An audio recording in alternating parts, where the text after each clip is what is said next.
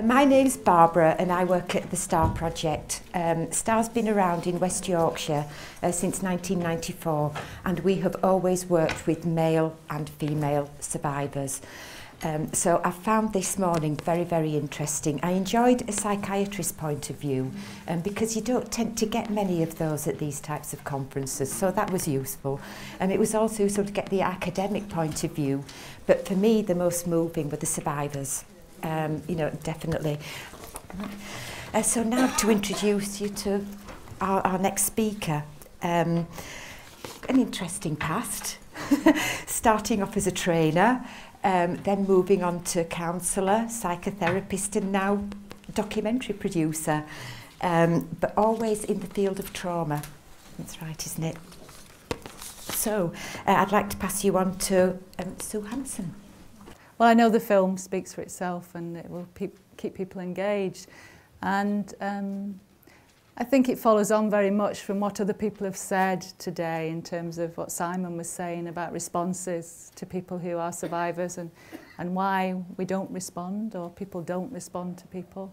And very much respectful of the work that the guys from Australia have done, and the two of them are here with Max.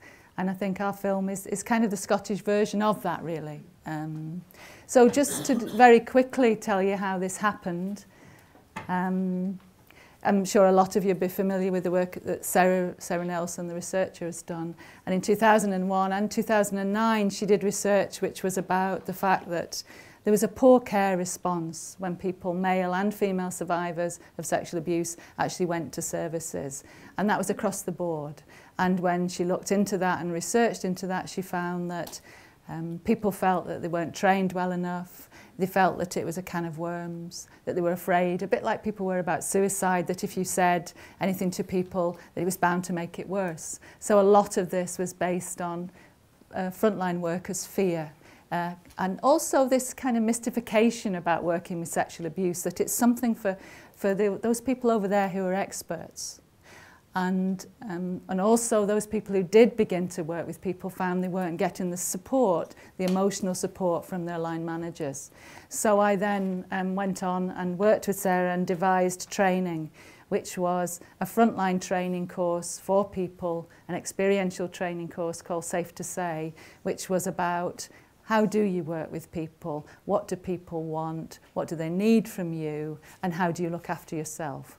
And what gets in the way for you as workers? And very often I think as professionals or people in this field, and I know sometimes I'm met with great resistance, I'm a social worker, I don't need this, there's nothing wrong with me, and that kind of response, instead of actually being able to reflect on yourself and what might make you fearful of working in this area. So that has been what we've been doing in Scotland, government funded, and Anne's here from the government as a lead professional today, Anne MacDonald.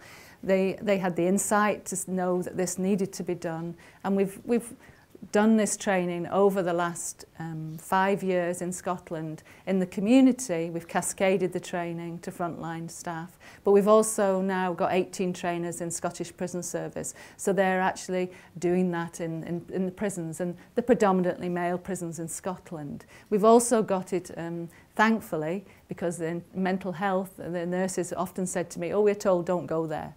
And of all places, as Simon was saying this morning, and lots of people at lunchtime have been saying, if this doesn't end up in mental health, where does it end up? So we've actually got it on the curriculum of the University of West of Scotland, pre-registered mental health nurses. And I've got an article here, which is written by one of those nurses who went through the training. And she's a survivor, as many, many people are. And that happens in many, many of the trainings. We get disclosure after disclosure. And she talks about what it was like for her, and this is in the British Journal of Nursing, and she suggests that all nurses do this training. So that feels great in terms of people acknowledging we need this. It's not to be put over there, and it's not for experts. We can all do it. So for me, this training is about inspiring people to believe in their own skills and having the confidence to actually go forward, because we know if people don't want to talk to us, we know if people put us off in that way and say, oh, let's talk about this instead, and redirect us. And it's not rocket science, is it? Nobody in this room thinks that. So I think it's very simple. It's about listening. And what we did, why we ended up doing this film was when we started the training, the stereotype, which is a stereotype that's out there very much, is that it's all female survivors and male perpetrators, and we wanted to knock that on its head. And certainly the statistics show a lot of female survivors, yeah, but there's lots of people who don't speak, and the kind of things that Mac's film and this film says is why they don't speak, particularly males, or why they speak a lot later than females do. So that's why we started to make this film. And the film has won a lot of, it's won an award in Scotland. Was the Scottish Mental Health Arts and Film Festival Award for documentary and fact-finding. It won that. And the guys were at the launch and answered questions. Anne was there, and a number of other people were there. People from Frasac in Scotland were there, and really validated those guys' experience. Fantastic. They couldn't believe it, the response they got. But I think that's all I need to say, really, because I think the film speaks for itself, and it's along the lines that we do the training, that we're not here as experts. The people who've gone through this are the experts, and we need to learn from them.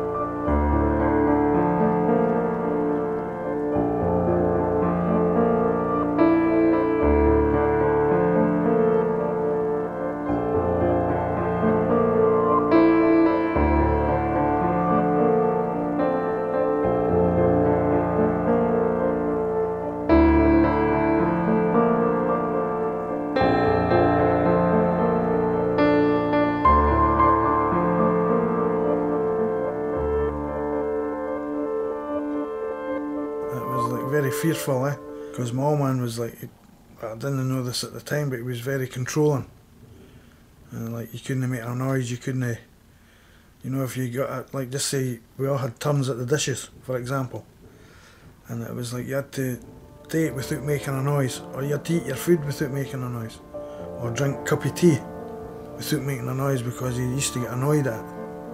So you were like on eggshells all the time. You know, he had ruled us all with fear, and especially the boys. And it's like, as soon as if my old man came like within 5 feet of me, I started greeting. And when he was hitting me, he wouldn't stop hitting me until I wet myself. Like, have you ever seen a dog getting flogged that bad that, you know, its tail will go between its legs and it'll wet itself? And he would only stop hitting me, or when my mum intercepted it and says, "Alec, that's enough." But for me, I idolised the man. You know, like any normal child would idolise their father, and I wanted to be like him. But after the sexual abuse, it just changed into hatred.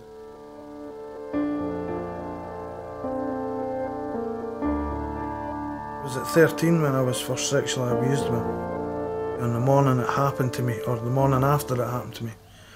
Because when he done what he was done, I just tidied my room. That's the only way I could deal with it. And I went down for breakfast, and my mum was a good woman, you know. She like done her best with us, and she made us like 2 bits of toast, and then you got your cup of tea. And I wasn't eating my toast, and my sister Rachel says to me, "What's wrong with you, Alec? Was he in your room last night?" And I was like denying it. "No, he wasn't. No, he wasn't." And she went, "Tell me, Alec, tell me."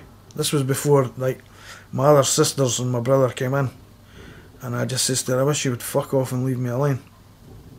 And I went outside and I broke down. And I'm sorry.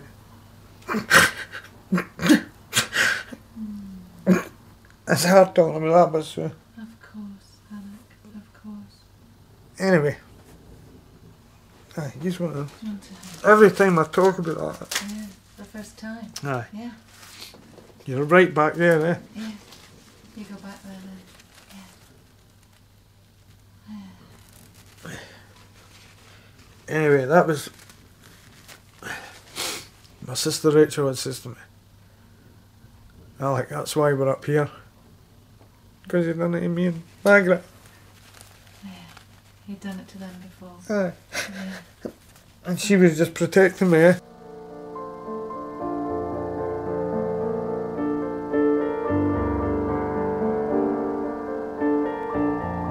And it was about maybe 9 months to a year later, he done it again, but the abuse became more extreme, and because I wouldn't do what he done, he like, after he had finished what he was doing, he punched us in the head, and he went, and didn't fucking move.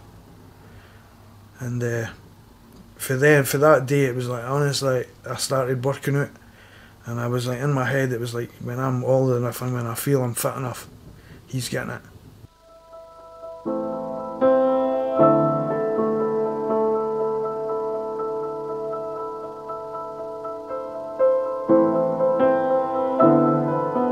I was kind of scared. I was scared of my dad because he used to batter with wee belts and stuff, and just for things like what he would say was acting the goat, or like carrying on, which is just normal, like children laughing and making a noise, or instead of being asleep when you should be sleeping and we're maybe talking in our bed. So he would come through and like punch you, sometimes with the covers over you, you'd punch you and he'd push your face right up against the wall and tell you to get to sleep and to face that wall. As far as I'm consciously aware, I reckon I was around about 6 or 7, and then right up until 14, 15. But the first time I was in the house with him, I don't know if I was out playing or if I was already in the house, but he sent me to get coal, and I went up to the hall to go to the cupboard, but I was aware that he was right behind me, and I felt scared, but I was trying to hurry up and scoop up the coal, and I said, I've got it. And he said, just put that back, get the big bits for the back. I think at that moment I knew that something wasn't right and something was going to happen. And you know, like, it's one of them things when time seems to stand still. And I remember his hands being around my waist, and he took the button out of my shorts. I had a pair of white canvas shorts on. And then the next minute I just remember screaming this huge scream, and just feeling shocked, I suppose, and I was just shaking. I was a bit confused, and I kind of knew what he did, because I knew his hands were where they were, his both hands. But as he let me, he must have stopped mid whatever he was. I don't know if he finished what he was doing, but it was just so quick. Maybe because I screamed, he maybe thought he hurt me or something seriously. So I looked at him, and right, what he had done when I'd been fastening my shorts, he must have reached over me, and on the back of the door was like screwdrivers and stuff that he used to keep jammed in the wooden back of the door. And he must have picked one of them up while I was fixing myself, and he stood there with this big wooden handled screwdriver. And when I looked at him, he was laughing. It was horrible, because it was that moment in me that I felt like, and I remember thinking it to myself, he's not my dad anymore, ever again after that.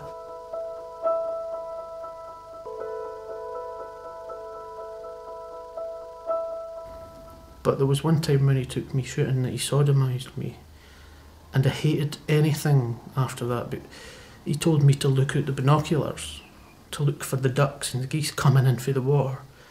And I knew that he was going to do something, because he started undoing my trousers.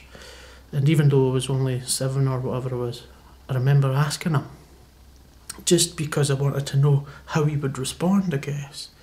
And I said, what are you doing? And he said, nothing, I'm just playing. But I knew what he was going to do, because he'd already done it before. And I was made to keep looking through the binoculars, like as if that would distract me from what he was actually going to want to do. Then it happened, and it wasn't the first time anyway, so you kind of just surrender yourself to get it over with.